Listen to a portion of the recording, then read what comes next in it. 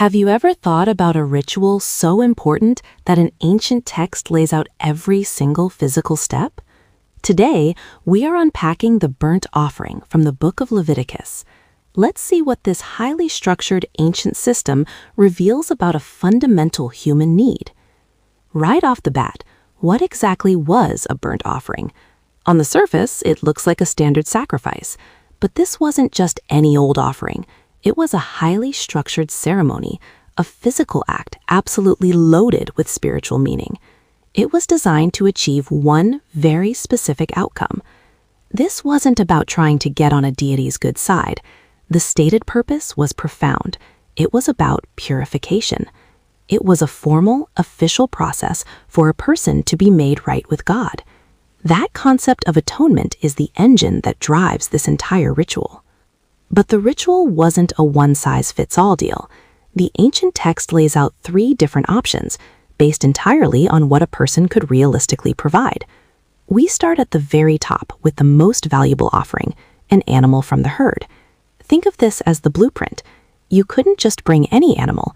It had to be a male bull, and it had to be absolutely perfect, with no defects. This wasn't about giving away your second best. It was about presenting something truly costly and valuable right at the entrance of the Holy Tabernacle. And here is the absolute heart of the whole thing. The person making the offering would physically lay their hand on the animal's head. This gesture wasn't just for show. It symbolized a literal transfer. The idea was that the animal's life would be accepted in their place to make things right. It is an incredibly powerful and direct physical concept of substitution. After that symbolic transfer, the ritual unfolds in a very deliberate sequence. The person offering performs the slaughter themselves, and then the priests step in. They handle the sacred parts, like splattering the blood against the altar. After careful skinning and washing, the entire thing is placed on the altar to be completely consumed by fire. Every single step had its place. And the goal? The smoke rising from that altar is described as a pleasing aroma, which signifies the offering was successful. It has been accepted. But let's be real. What if you didn't own a prize bull? That was a massive expense. Well, the system had a built-in alternative. We moved down to the second tier, which was way more accessible, an offering from the flock. The core requirements remain the same, a perfect male animal, but it is a much more common sheep or goat. Almost the entire ritual is identical, except for one small procedural distinction. The animal has to be slaughtered specifically on the north side of the altar.